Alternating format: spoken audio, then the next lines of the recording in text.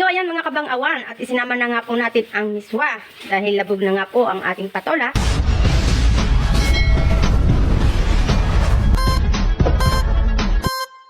Good morning mga kabang-awan! Nandito po tayo ngayon sa kusina. Samahan niyo po ako, magluluto tayo ng ginisang patola. So ayan mga kabang-awan, magsisimula na po akong magbalat ng patola. Ayan, ay parang matanda na itong patola ah. Hala! Ayan mga kabang-awan ha, samahan niyo po ako hanggang huli.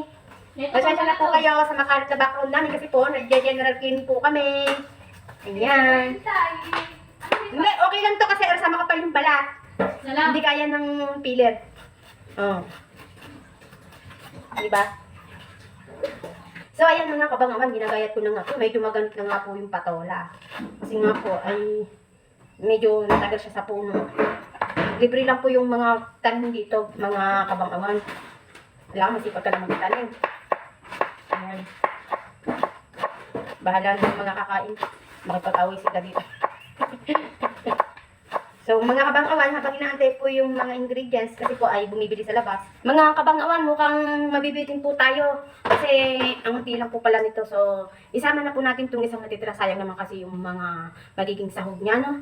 So, balat po muna ulit tayo. Oh, tingnan nyo, ang galit, oh. Parang nakikipag-away dito sa balat na to.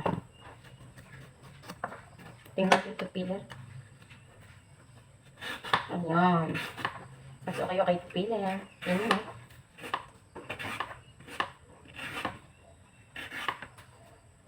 So, ayan, mga kabang-awan. Gayet-gayet tayo. Malit lang naman ito pungos, kaya hindi ko na po hinapis sa gitna. Malambot siya mga kabang-awan. So mga kabang-awan, dahil wala pa po yung aking mga sangkap, yan lang po muna kayo. So ayan na nga po mga kabang-awan, nakaready na nga po lahat ng mga ingredients at nagpainit na nga po ng kawali. Ayan na nga po, nilagyan na po ng mantika at meron po dalawang sardinas na sahog. Ayan. Mukhang marami yung sardinas, kaya tama na ang isa. Ayan mga kabang-awan, nilagay na nga po ang sibuyas at bawang.